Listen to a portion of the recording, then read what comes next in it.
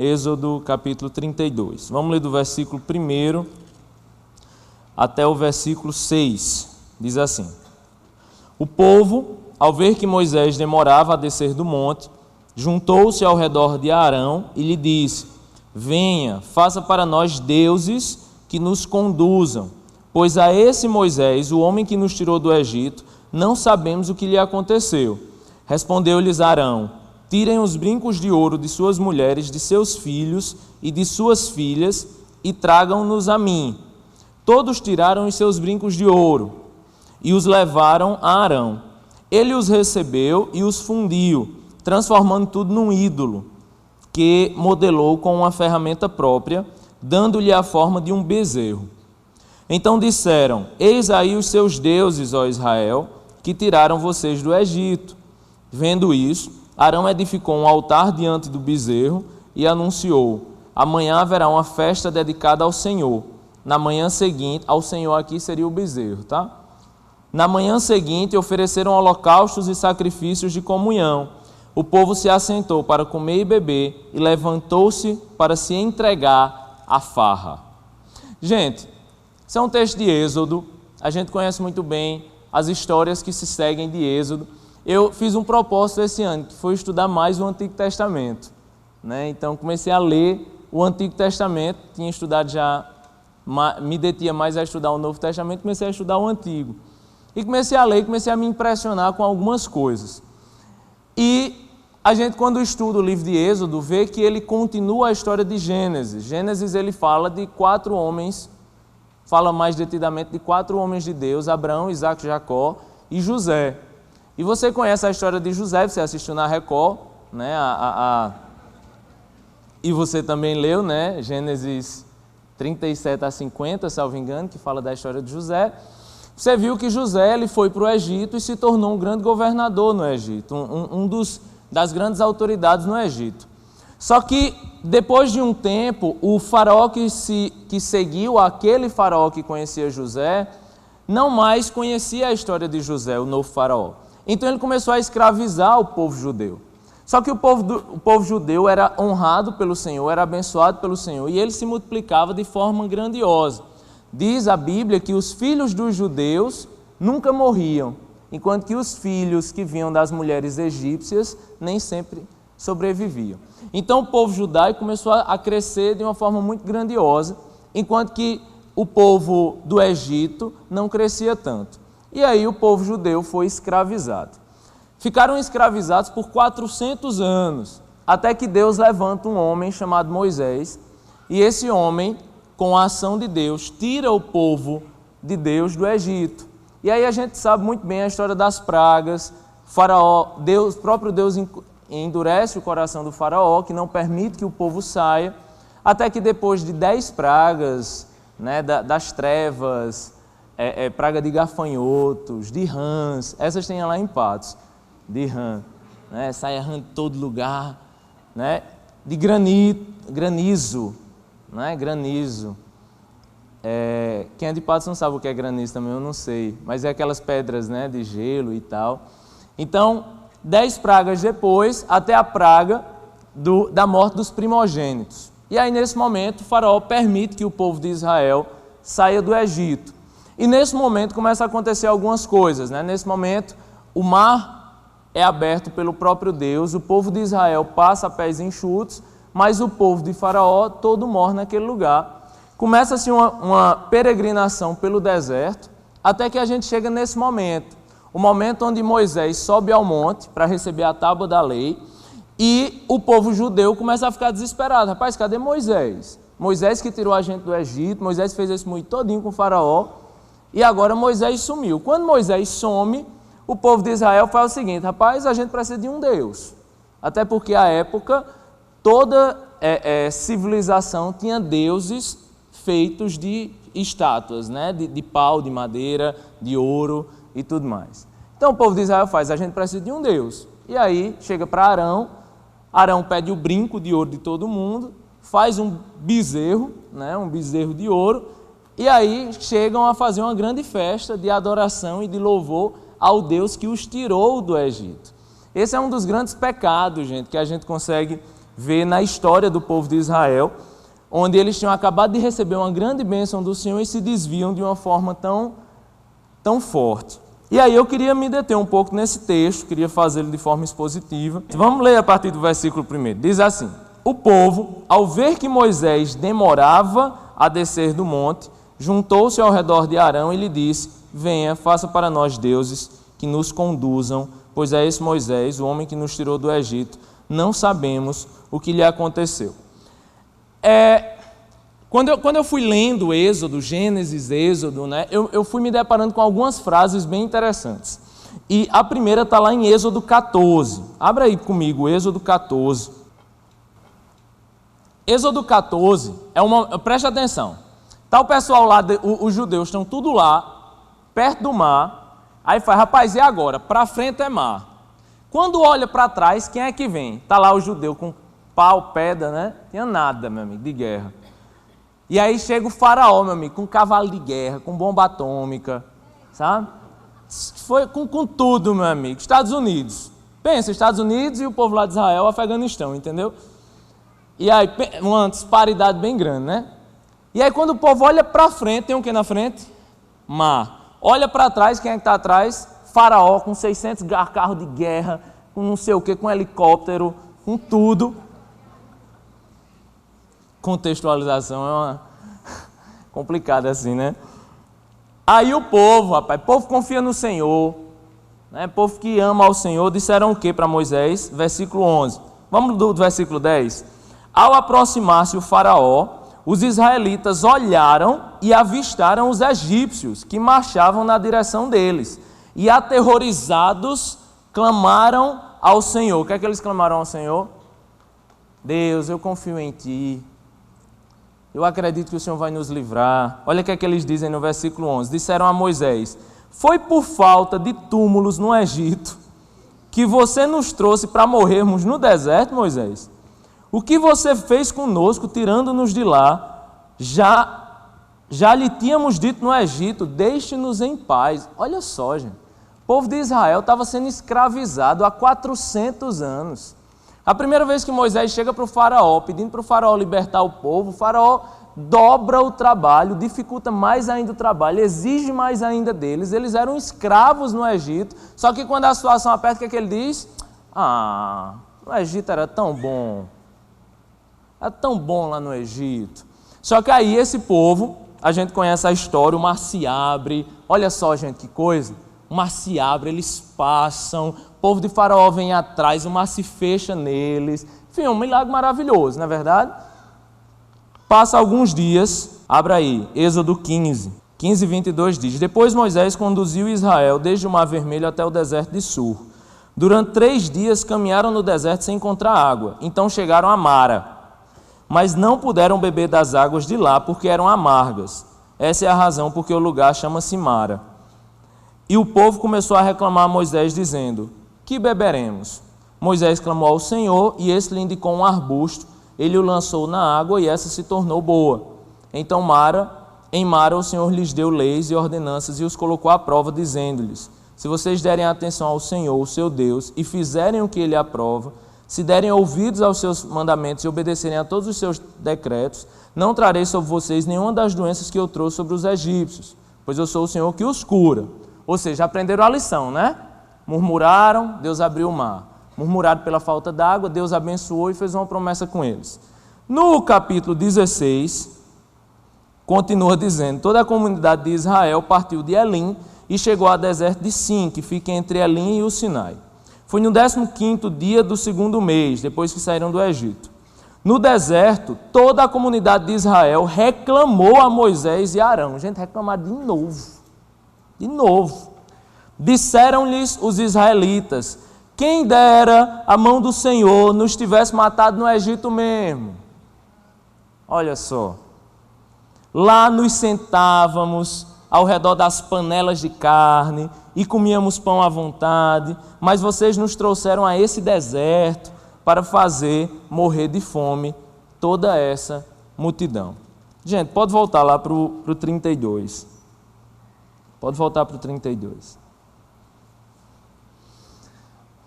Eu queria só tentar contextualizar ou tentar fazer você entender melhor o coração do povo. O coração do povo, gente, era um coração de pessoas que viam Deus agir em suas vidas de várias formas, que viram milagres de Deus em suas vidas em vários momentos, mas mesmo assim eles não conseguiam confiar no Senhor. Mesmo assim, quando Moisés sobe ao monte, eles começam a sentir que Moisés o quê? Demorava. E eu queria usar essa palavra do demorar, porque essa palavra do demorar, ela me lembra muito a ideia de esperar. E a ideia de esperar me lembra muito a ansiedade. E a ansiedade me lembra muito a insegurança. E se a gente for observar a história desse povo, a gente vai ver a história de um povo que vive uma eterna insegurança por nunca confiar no Senhor. E essa ligação é muito presente, né? Tem um filósofo chamado Platão, que ele fala algo que eu acho bem interessante. Ele diz assim, ele fala sobre aquele momento, todo mundo aqui, quem é casado aqui, levanta a mão, pronto. Você já viveu aquele momento em que você chegou bem pertinho do rosto da sua esposa, e ela olhava para você com aqueles olhos caramelo, e aí você olhava para ela e você olhava bem no fundo dos olhos dela, e você conseguia se enxergar nos olhos dela.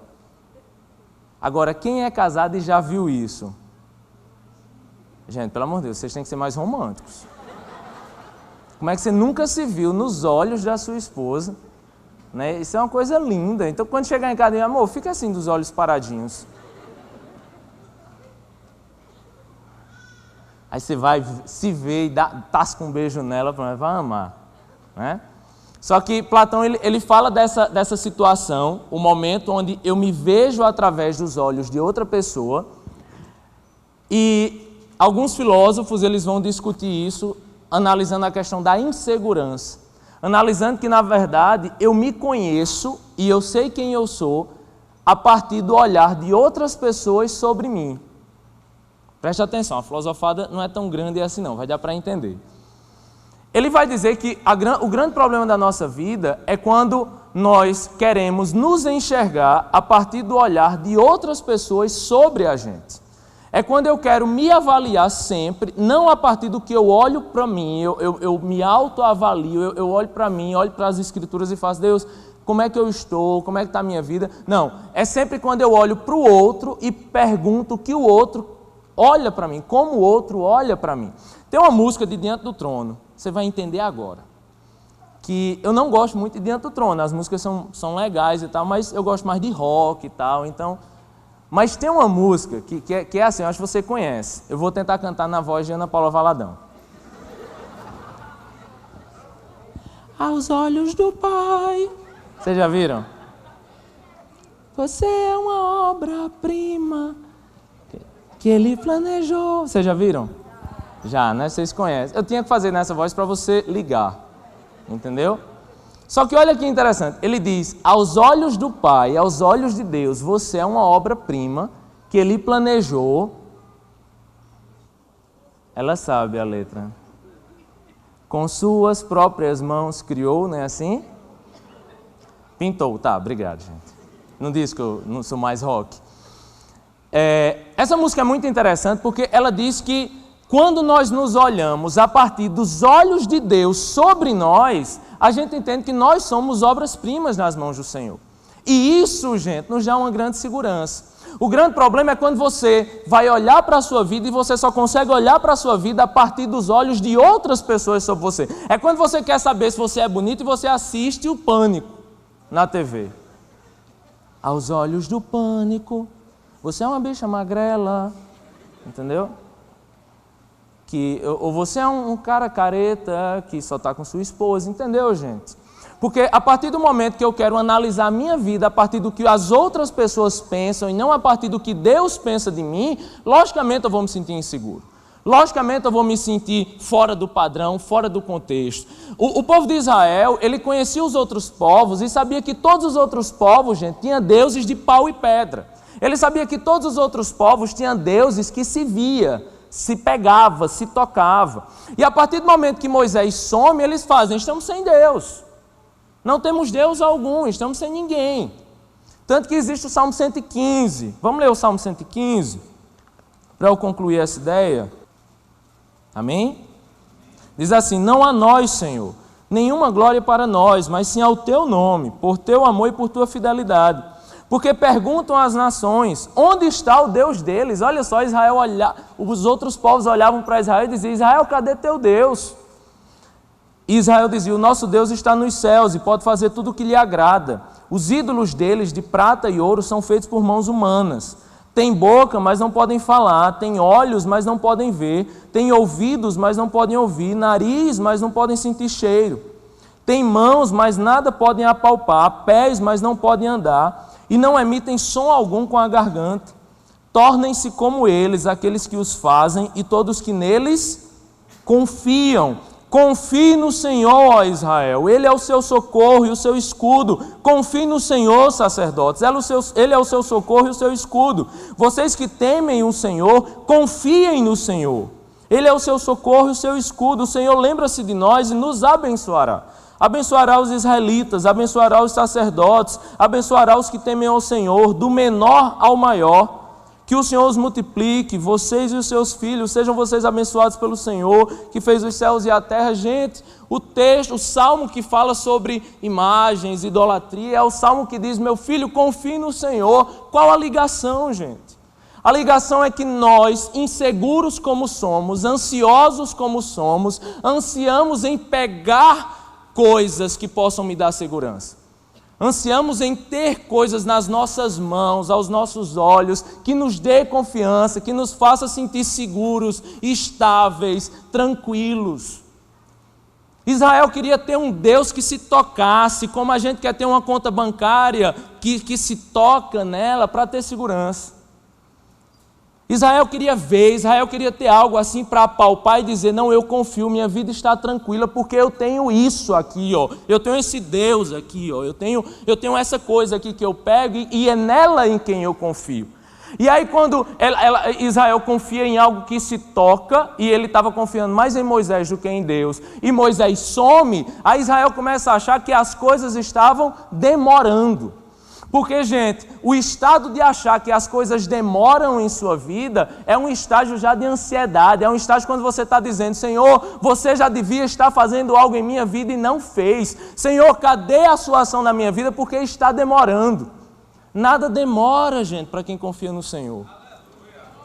As coisas acontecem, você não vê, mas as coisas acontecem.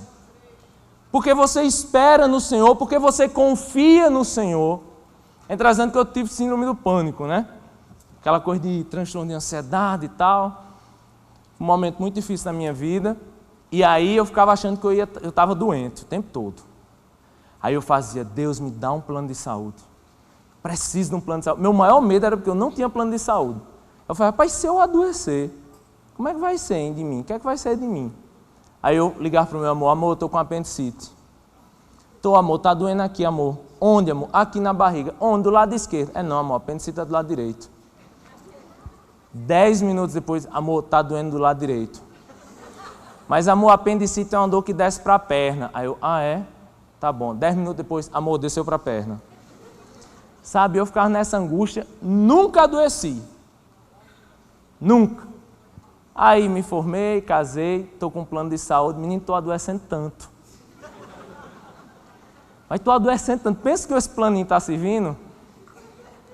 E aí, nesse final de ano, eu fiquei muito doente. Tanto que eu emagreci muito, você notou, eu estava bem fortinho, não era? Aos olhos do Pai. Aos olhos do Pai eu estava lindo. E emagreci muito e tal. E eu pensando, rapaz, quando eu não tinha plano de saúde, eu nunca adoecia. Agora que eu fiz, estou adoecendo direto. Ou seja, é pecado ter plano de saúde. Não, gente, não é isso que eu estou lhe dizendo. É porque eu quis colocar a minha confiança em um plano de saúde. E Deus quis mostrar que quem sustenta a minha saúde não é um plano de saúde, é Ele. Entendeu? Como aí você casa, né, e faz, eu preciso ter uma segurança financeira, eu vou fazer uma poupança.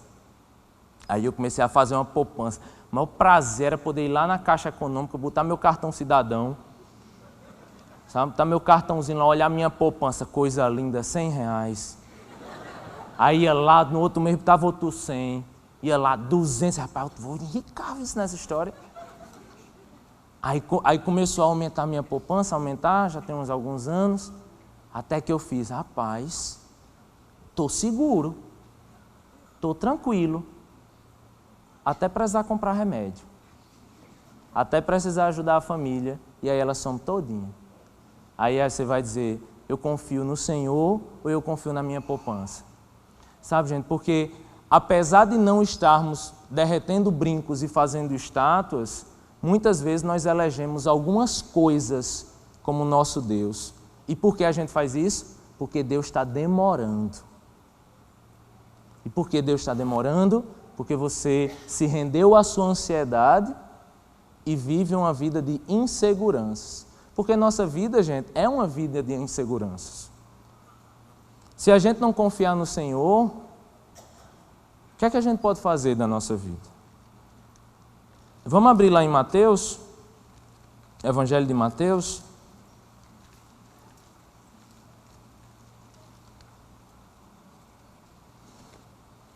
Um texto que todos vocês conhecem. Mas é um texto que sintetiza bem tudo o que Israel viveu até aí, né?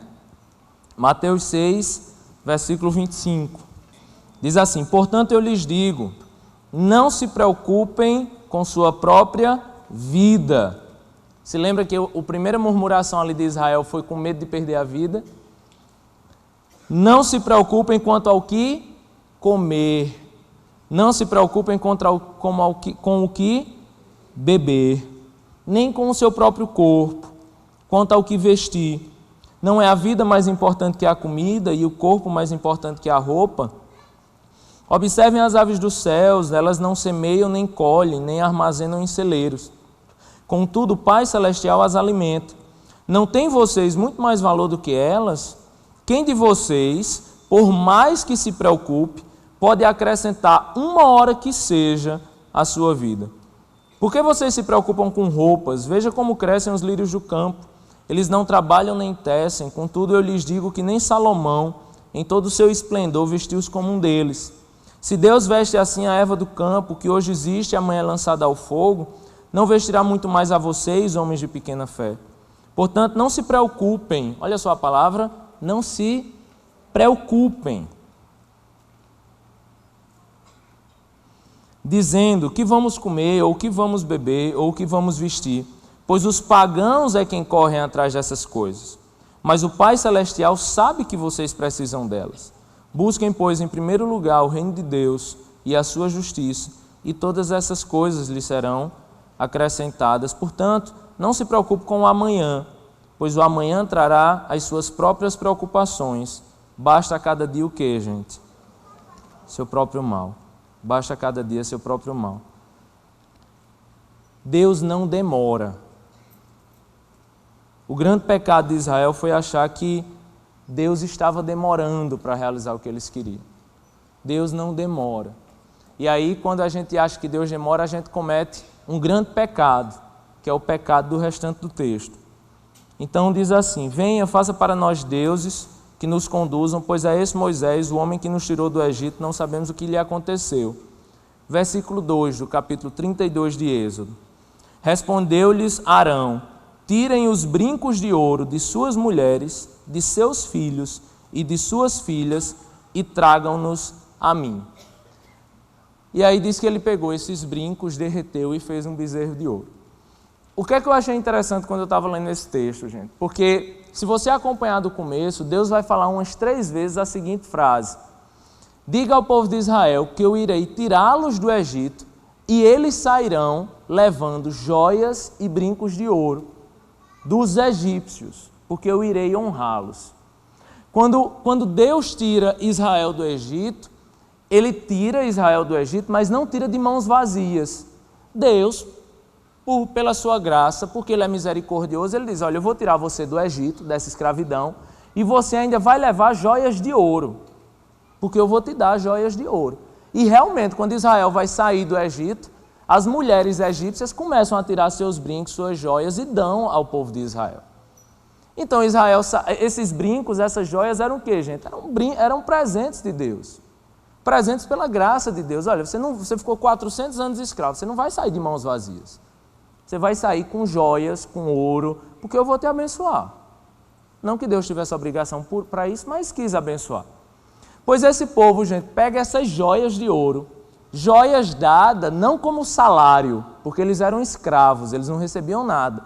Joias recebidas pela graça de Deus, pela misericórdia de Deus. Eles pegam essas joias, gente, e transformam em um outro Deus. Eles pegam aquilo que Deus deu a eles, pela misericórdia dele, e transformam em um outro Deus, gente. Eu não sei se você está entendendo, mas quantas e quantas vezes a gente pega nossas joias dadas pela graça de Deus e transforma isso em outro Deus.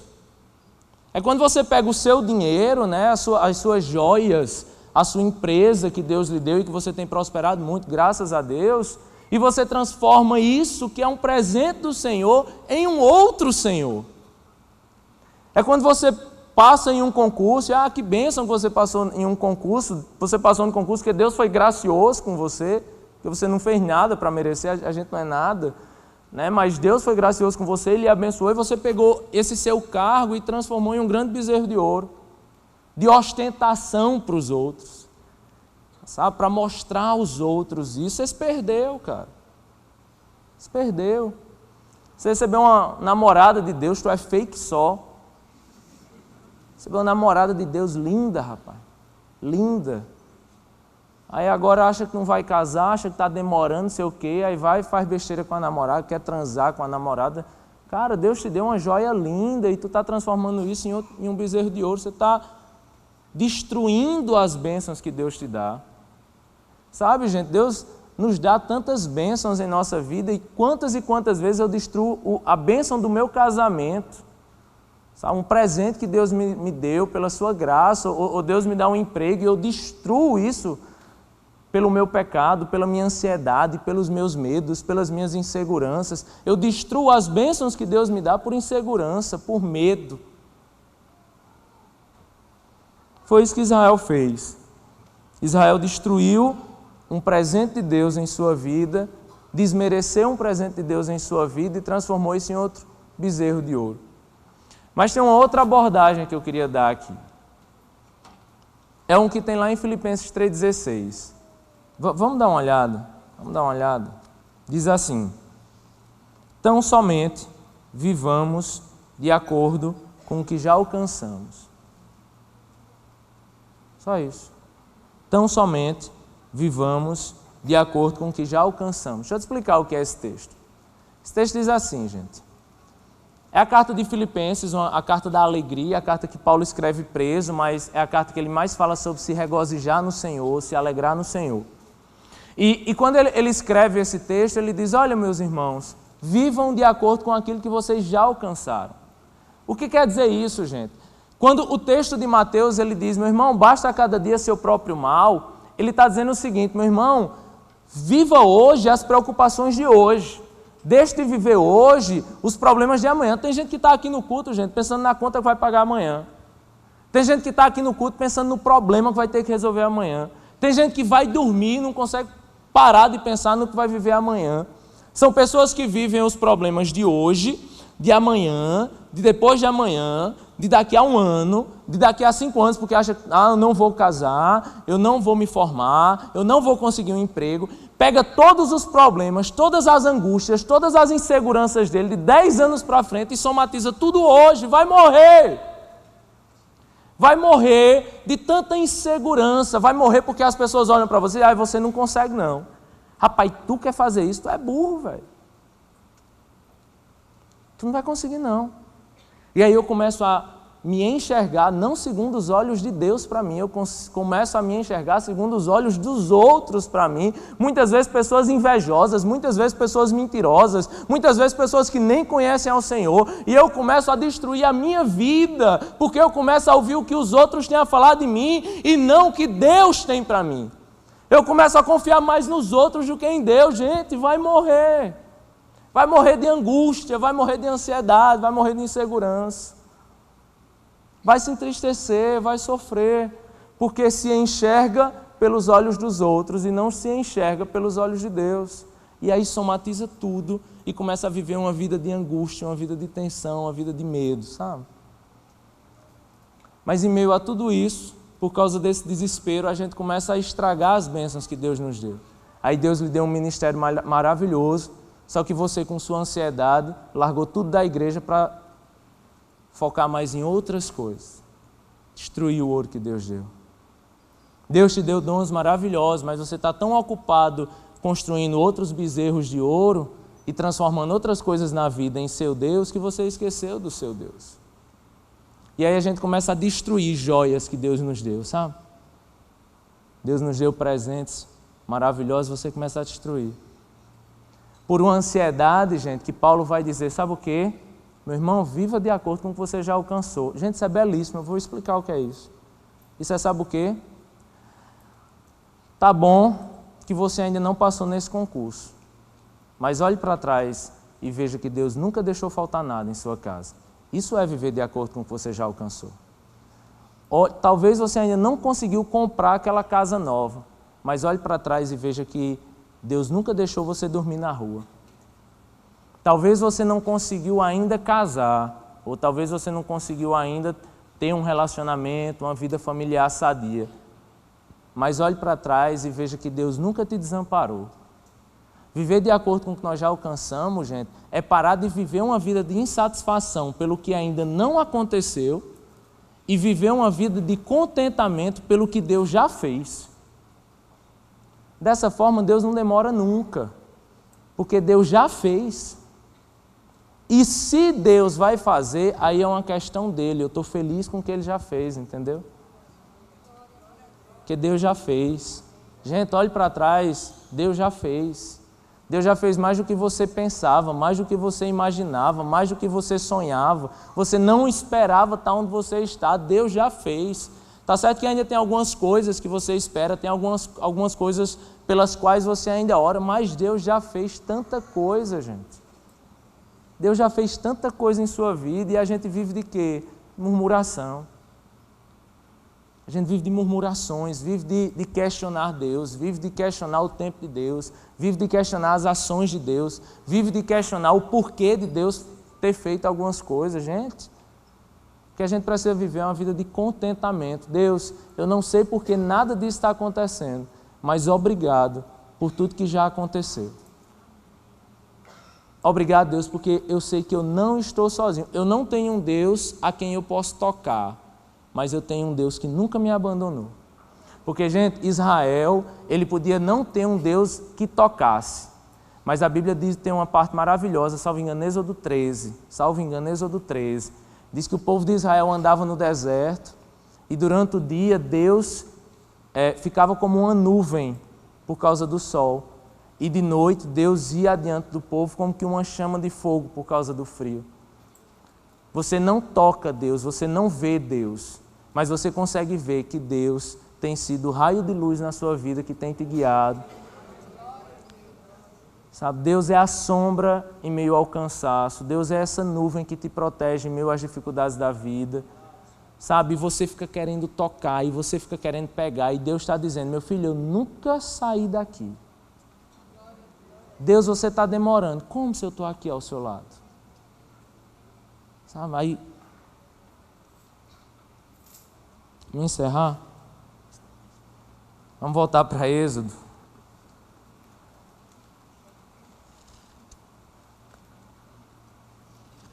Eu sei que o povo de Israel achou que Deus demorava, pegou os brincos de ouro que foram presentes do Senhor e transformaram isso em outros deuses e fizeram pior.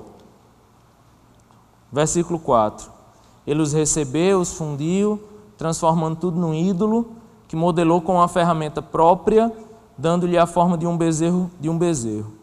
Então disseram, eis aí os seus deuses, ó Israel, que tiraram vocês do Egito. Gente, quem foi que tirou Israel do Egito?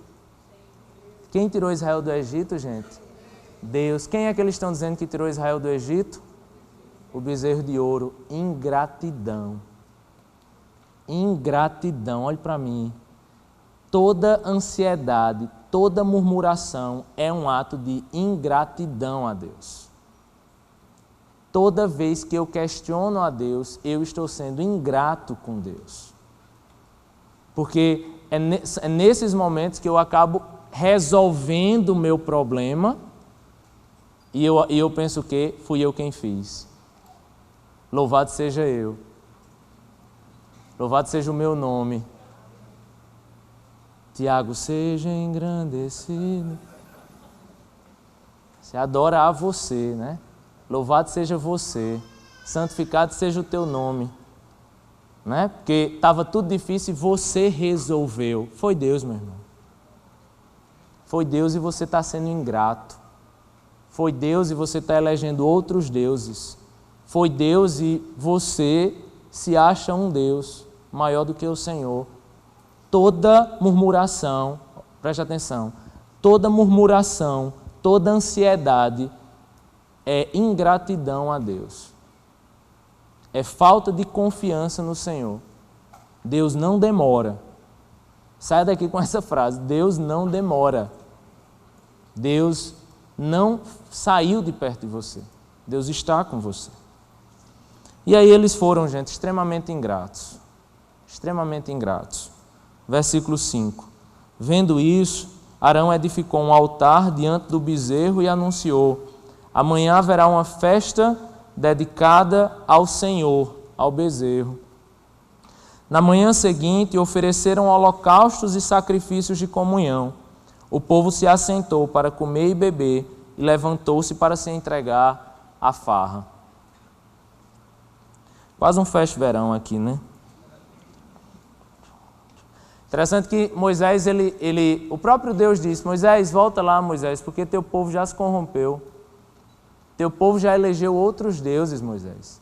Moisés chega tão indignado, gente, que ele quebra as pedras da lei.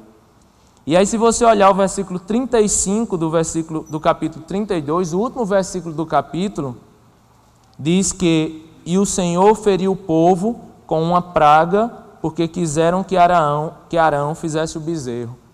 Olhe para mim, todo pecado gera consequências. Todo pecado gera consequências. O pecado desse povo de ter eleito outros deuses, de ter sido ingrato, foi que o próprio Deus lançou uma grande praga sobre aquele povo. Eu não estou dizendo que Deus vai lançar uma praga sobre você, não. Mas eu estou dizendo que todo pecado gera uma consequência na nossa vida. Não queira perder os brincos de ouro que Deus te deu, para você entender que esses brincos não foi você quem comprou sozinho, foi Deus quem te deu. E aí esse povo, gente, ele faz uma grande festa de adoração a esse outro Deus. E eu fico pensando como a gente tem feito essas festas, né? Como a gente tem feito festas de adoração a outros deuses. Né? Como a gente tem muitas vezes afastados do Senhor, distantes do Senhor, incrédulos na obra do Senhor, a gente tem festejado. E eu gosto muito do texto de Tiago. O texto de Tiago que diz assim: transformem o vosso riso em pranto e a vossa alegria em tristeza. Humilhem-se diante do Senhor, que o Senhor os exaltará. Esse texto é extremamente difícil, né, de se ouvir. Transforme o seu riso em pranto e a vossa alegria em tristeza. Humilhe-se diante do Senhor e o Senhor os exaltará. Muitas vezes a gente tem vivido festas de ilusão em nossa vida, gente. Muitas vezes a gente tem vivido sorrisos de ingratidão em nossa vida. E a gente tem vivido esses sorrisos extremamente distantes do Senhor. E eu não me envergonho de dizer que é nos momentos de tristeza que eu mais encontro Deus. E é nos momentos de tristeza que eu mais sorrio. E aí tem uma música, e hoje é dia 15 de janeiro, e eu quis passá-la para vocês, porque ela se chama 17 de janeiro. E foi uma música feita no dia 17 de janeiro, por uma dupla que eu gosto muito, chamada Os Arrais. E é uma música que fala do seguinte momento, preste atenção. É dia 17 de janeiro, é começo de ano. É aquele momento que você começa a refletir muito sobre a sua vida e começa a ficar muito triste com algumas coisas que você está vivendo. É um momento de muita insegurança, né? Começo de ano. Será que vai dar certo? Será que vai acontecer? Será que eu vou conseguir? E aí, em meio a toda essa insegurança, o cara compõe a música se enxergando daqui a um ano. Ele está vivendo um momento de muita tristeza. Eu sou muito viajoso, né, às vezes. Perdão, pessoal. O cara está aqui escrevendo uma música em um momento de muita angústia, de muita tristeza, só que ele se vê daqui a um ano olhando para esse cara de hoje. E ele diz que encarou a tristeza e sorriu, porque ele se viu daqui a um ano. Você vai entender por quê. Pode soltar a música aí.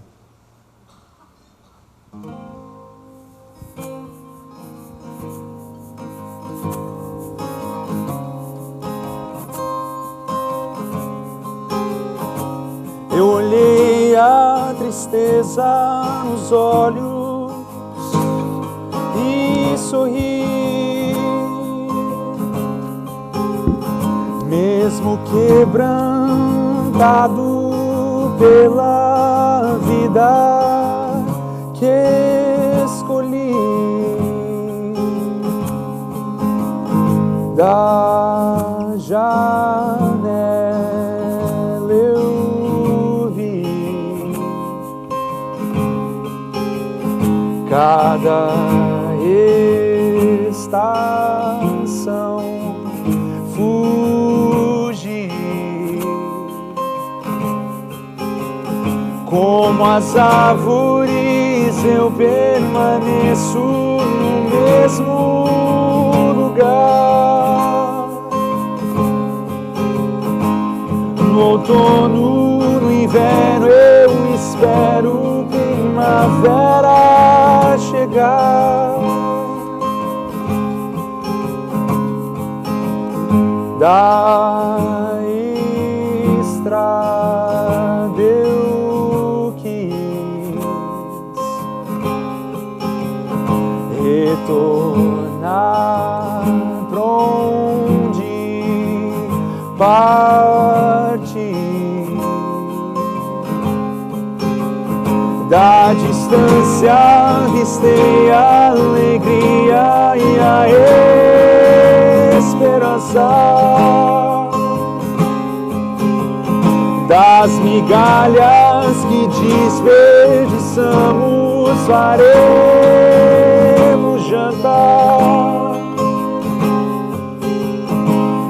Eu voltaria atrás pra tentar me avisar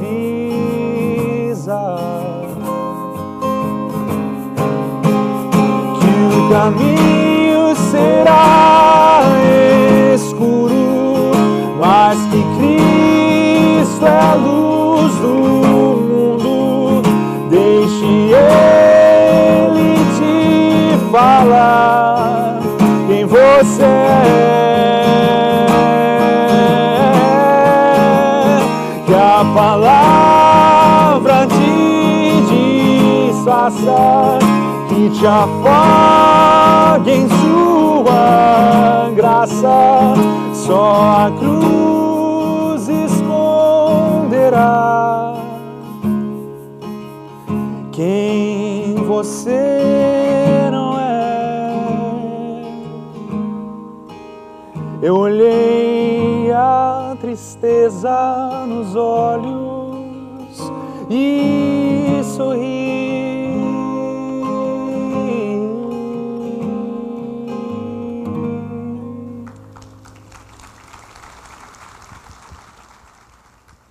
O Salmo 116 diz assim: eu amo o Senhor. Eu amo o Senhor porque Ele me ouviu quando lhe fiz a minha súplica. Ele inclinou os seus ouvidos para mim, por isso eu invocarei toda a minha vida. As cordas da morte me envolveram, as angústias do Sheol vieram sobre mim, aflição e tristeza me dominaram. Então clamei pelo nome do Senhor, livra-me, Senhor. E o Senhor é misericordioso e justo.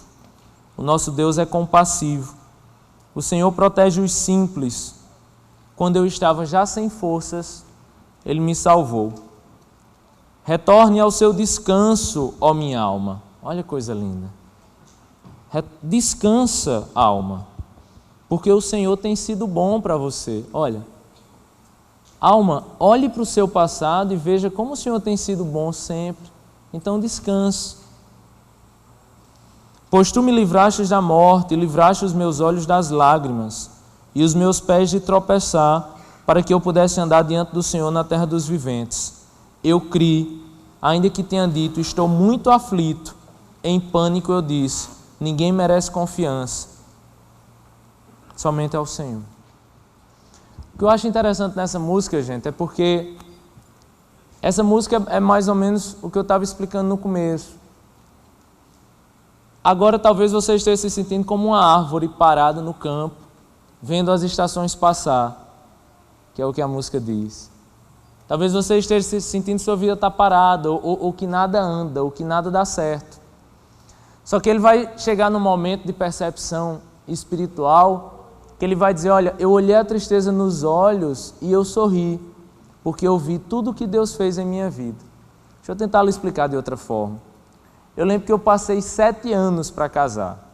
Acho que essa foi a maior espera que eu tive no Senhor. Foram 7 anos. E, gente, como eu orei em relação a isso. Como eu me angustiei. Como eu chegou momentos que eu olhei assim e falei, não tem jeito não. Não vai dar, não vou conseguir, não tenho capacidade de me formar, de ganhar, de ter condições.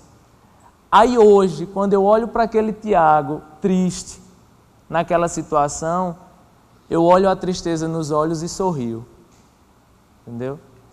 Se você imaginar... Eu tenho um amigo que ele fez uma coisa que eu achei bem interessante. Ele mandou um e-mail para ele mesmo, para ele ver somente daqui a 2 anos. E é possível fazer isso nesses e-mails. Você manda um e-mail e você não tem cópia dele. Mas daqui a 2 anos, ou 3, você que sabe, esse e-mail é recebido novamente. E ele leu esse e-mail ao meu lado. E ele dizia assim, fulano, espero que você esteja bem e esteja firme no Senhor. Espero que essa angústia em relação a determinada coisa tenha passado. E é muito interessante quando você olha, porque essa angústia de 2 anos atrás, gente, isso lá não é mais nada. Deus já fez um milagre, Deus já renovou o coração, Deus já deu uma bênção maior em cima disso, sabe? É dessa forma que a música diz, eu olhei a tristeza nos olhos e sorri, porque Deus é bom, gente, e Deus nunca nos abandonou. E se você olhar para trás, vai ver que Deus nunca vai te abandonar. E se você olhar para frente, se você pensar em você daqui a 2 anos e olhar para essa tristeza que você está sentindo hoje, você vai dizer, ah, meu filho, levanta-te no Senhor, porque Deus vai te dar força. Ah, meu filho, você às vezes está chorando por coisas tão pequenas, você nem imagina o milagre que Deus vai fazer lá na frente. Se você pudesse ver daqui a 2 anos, você ia ver como Deus vai ter resolvido tudo isso que te deixa ansioso, que te deixa angustiado, que te dá medo. Deus é muito maior do que tudo isso, gente. Você pode não estar vendo, mas Ele nunca te abandonou. Deus te abençoe.